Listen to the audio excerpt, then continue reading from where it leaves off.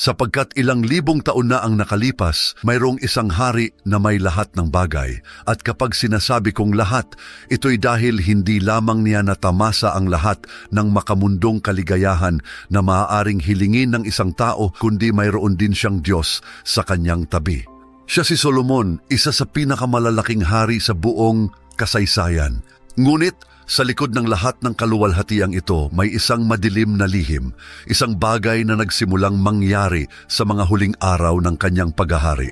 Sapagkat sa mga araw na yon, si Solomon ang pinakamatalinong hari na nakilala ng Biblia ay nalulunod sa isang makapal na ulap ng pagsisisi at kalungkutan.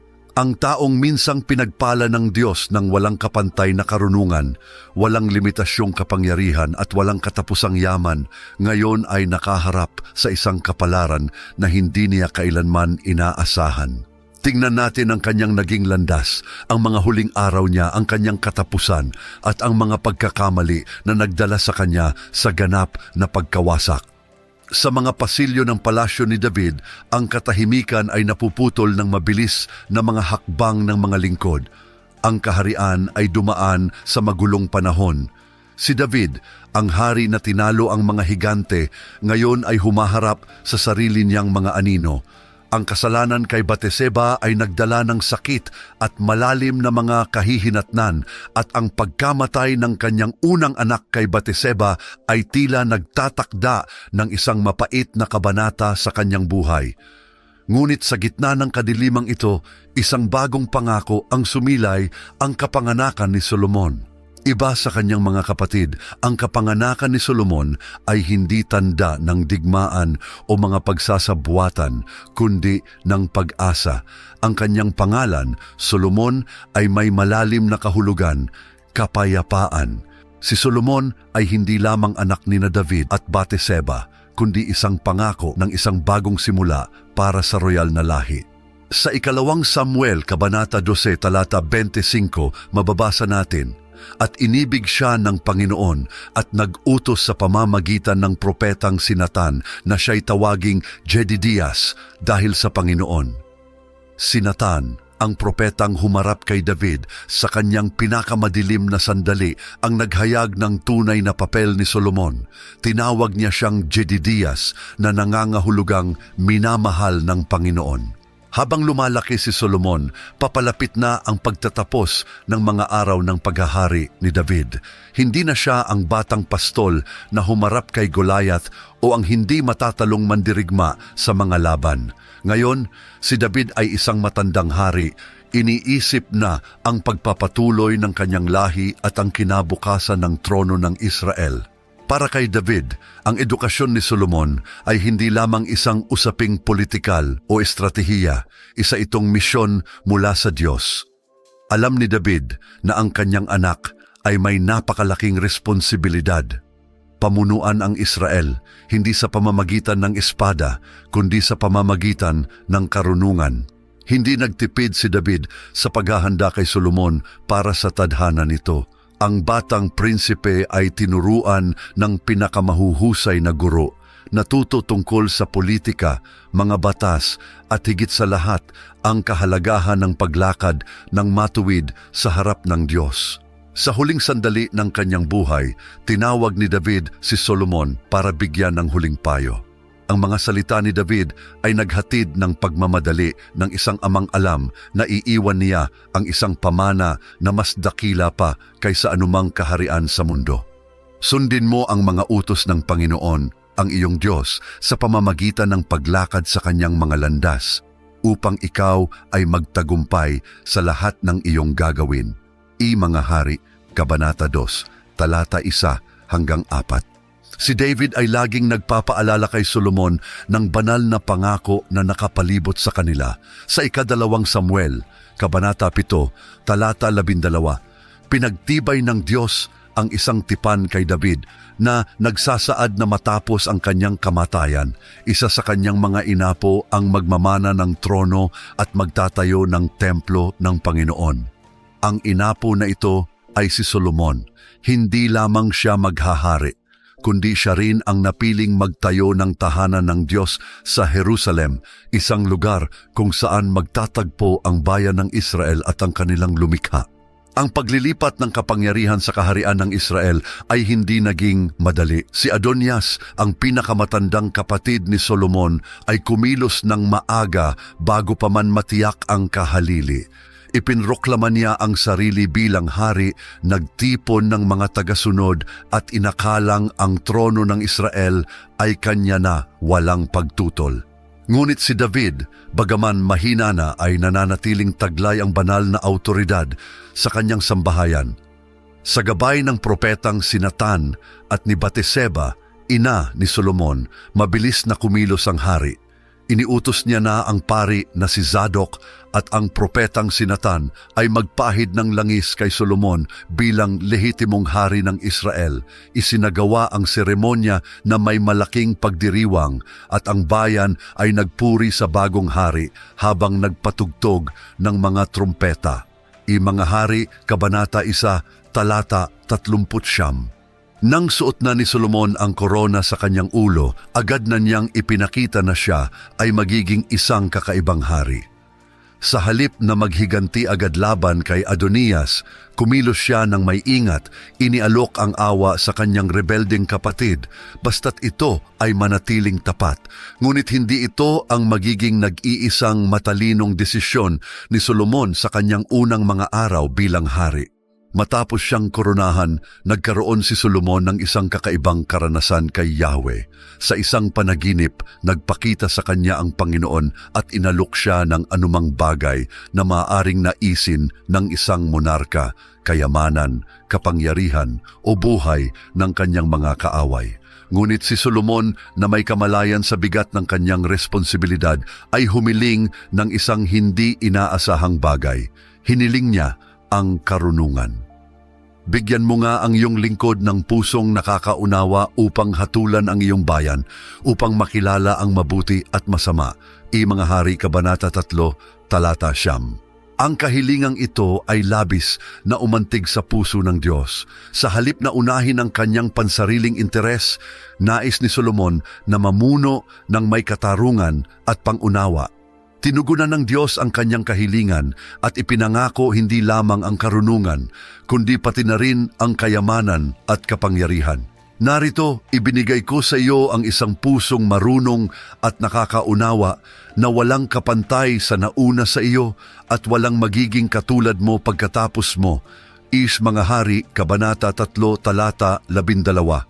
Mabilis na kumalat ang kasikatan ni Solomon. Ang unang malaking pagsubok sa kanyang karunungan ay dumating sa isang alitan sa pagitan ng dalawang ina na parehong nag-aangkin bilang tunay na ina ng isang sanggol. Sa harap ng tila walang solusyon na usapin, iniutos ni Solomon na hatiin ang sanggol sa dalawa upang mabigyan ang bawat isa ng kalahati.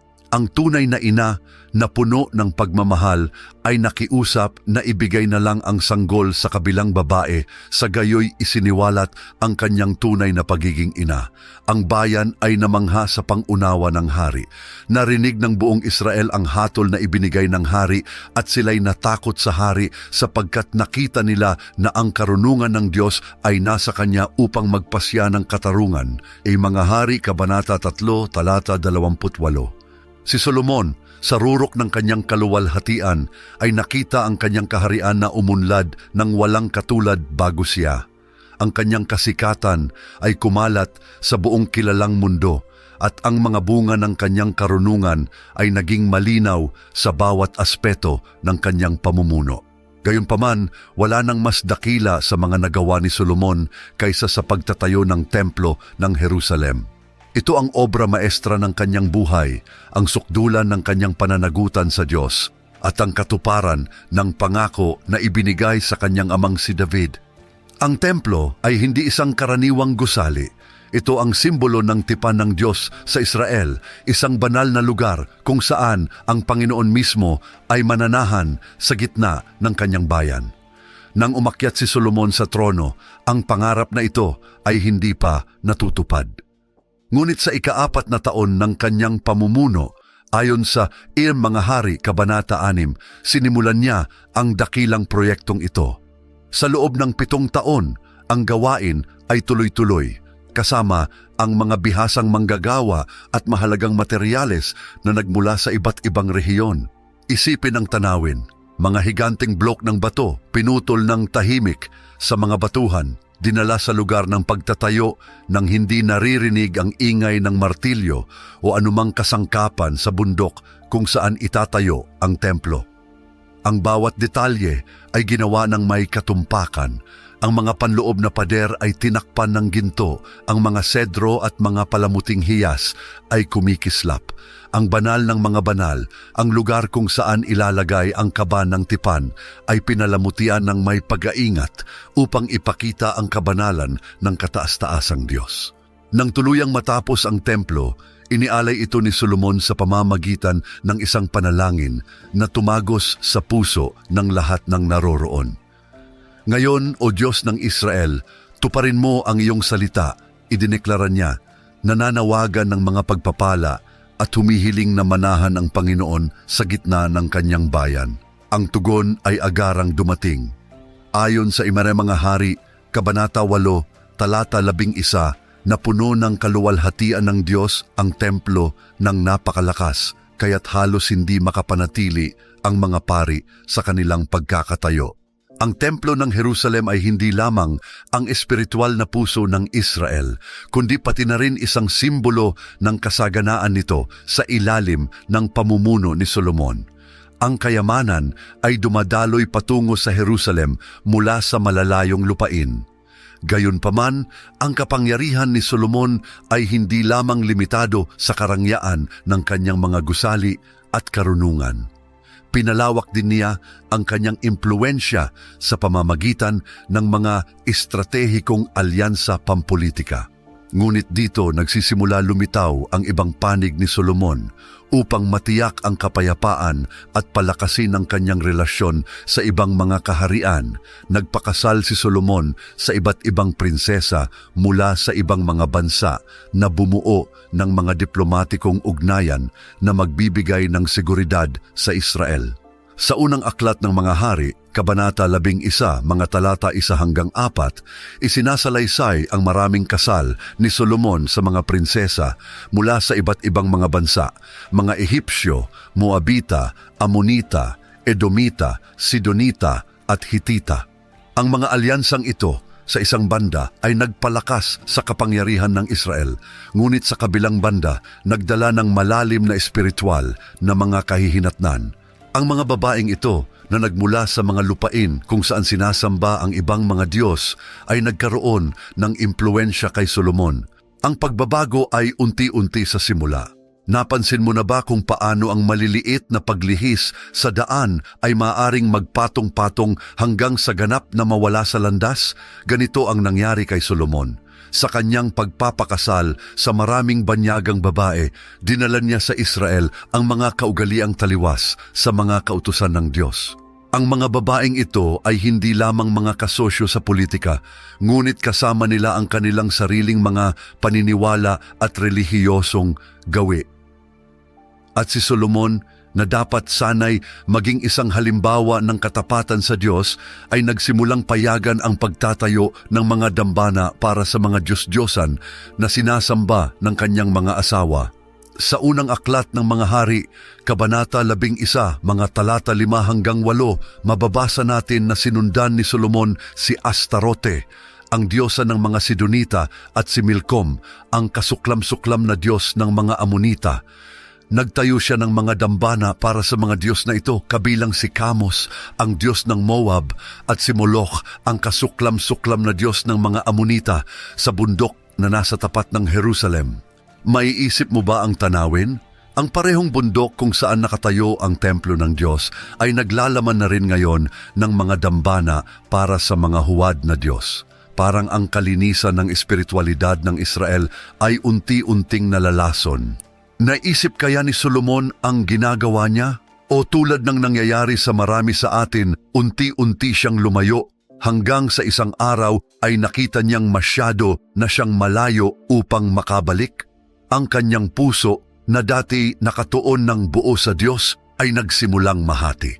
Naging isang hari siya na dating may matatag na pananampalataya, ngunit kalaunan ay sinubukang pagbigyan kapwa ang Diyos at ang mga Diyos-Diyosan ng ibang mga bansa. Ang paglayong ito ay hindi lamang nakaapekto kay Solomon. Kapag ang pinuno ng isang bansa ay naliligaw, ang mga kahihinatnan nito ay ramdam sa buong kaharian. Ang Israel ay nagsimulang masira, espiritual at moral. Ang mga tao na nakikita ang kanilang sariling hari na sumasamba sa mga huwad na Diyos ay dahan-dahang nasanay sa idolatriya.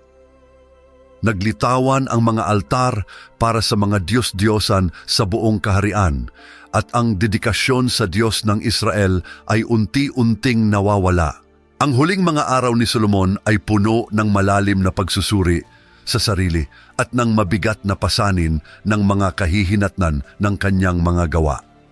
Ang hari na nagsimula sa isang kahangahangang karunungan, pabor ng Diyos at walang kapantay na kasaganaan ay ngayoy humaharap sa pagbagsak ng lahat ng kanyang itinayo. Sa unang mga hari, Kabanata 11, mga talata 11 hanggang 13, binalaan siya ng Diyos na dahil pinahintulutan niyang maganap ang idolatriya at lumayo sa kanyang mga landas, ang kaharian ay mahahati matapos ang kanyang kamatayan na ililigtas lamang dahil sa pangakong ginawa sa kanyang amang si David.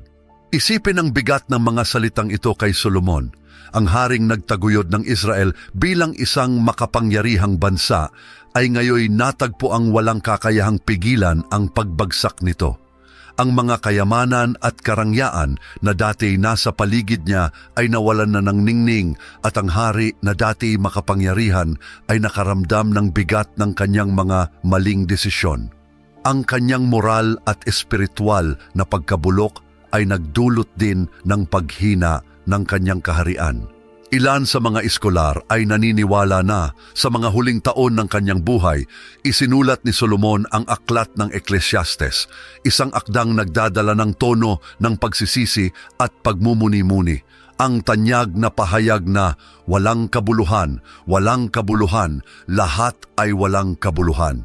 Ecclesiastes 1:2 ay sumasalamin sa kawalan ng kabuluhan ng isang buhay na kahit napalilibutan ng mga material na bagay ay nawalan ng koneksyon sa Diyos.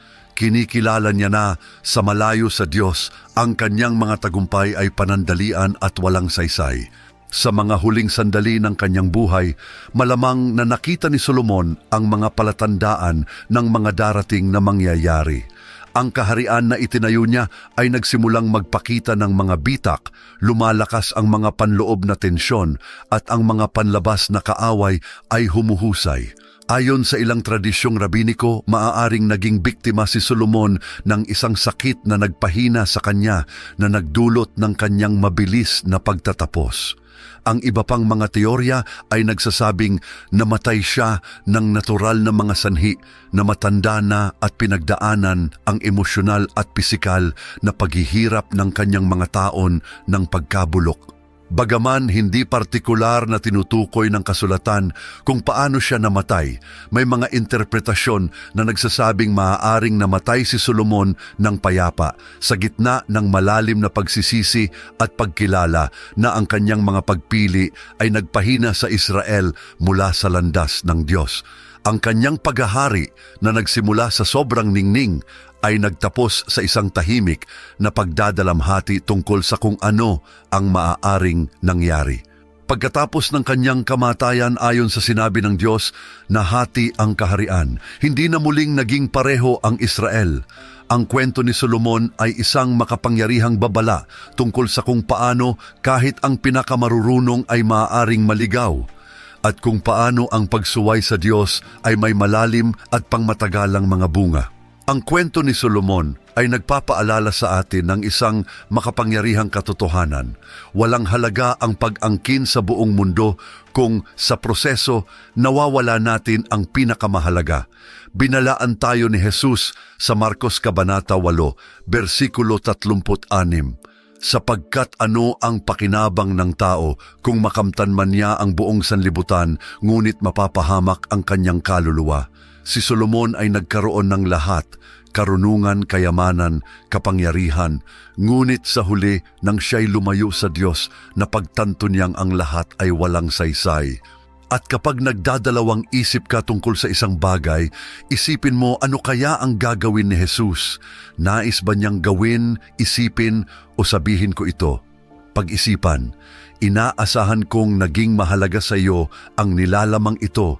Pindutin ang susunod na video na lumalabas sa iyong screen upang mapanood pa ang mga katulad na nilalaman.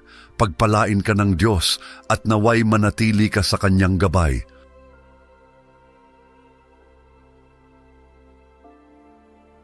Ng ibang mga bansa. Ang paglayong ito ay hindi lamang nakaapekto kay Solomon. Kapag ang pinuno ng isang bansa ay naliligaw, ang mga kahihinatnan nito ay ramdam sa buong kaharian. Ang Israel ay nagsimulang masira, espiritual at moral. Ang mga tao na nakikita ang kanilang sariling hari na sumasamba sa mga huwad na Diyos ay dahan-dahang nasanay sa idolatriya. Naglitawan ang mga altar para sa mga Diyos-Diyosan sa buong kaharian at ang dedikasyon sa Diyos ng Israel ay unti-unting nawawala. Ang huling mga araw ni Solomon ay puno ng malalim na pagsusuri sa sarili at ng mabigat na pasanin ng mga kahihinatnan ng kanyang mga gawa. Ang hari na nagsimula sa isang kahangahangang karunungan, pabor ng Diyos, at walang kapantay na kasaganaan ay ngayoy humaharap sa pagbagsak ng lahat ng kanyang itinayo. Sa unang mga hari, Kabanata 11, mga talata 11 hanggang 13, binalaan siya ng Diyos na dahil pinahintulutan niyang maganap ang idolatriya at lumayo sa kanyang mga landas, ang kaharian ay mahahati matapos ang kanyang kamatayan na ililigtas lamang dahil sa pangakong ginawa sa kanyang amang si David. Isipin ang bigat ng mga salitang ito kay Solomon, ang haring nagtaguyod ng Israel bilang isang makapangyarihang bansa, ay ngayoy natagpo ang walang kakayahang pigilan ang pagbagsak nito. Ang mga kayamanan at karangyaan na dati nasa paligid niya ay nawalan na ng ningning at ang hari na dati makapangyarihan ay nakaramdam ng bigat ng kanyang mga maling desisyon. Ang kanyang moral at espiritual na pagkabulok ay nagdulot din ng paghina ng kanyang kaharian.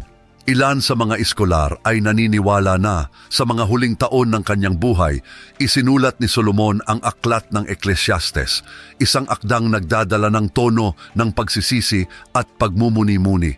Ang tanyag na pahayag na walang kabuluhan, lahat ay walang kabuluhan. Ecclesiastes 1:2 ay sumasalamin sa kawalan ng kabuluhan ng isang buhay na kahit napalilibutan ng mga material na bagay ay nawalan ng koneksyon sa Diyos. Kinikilala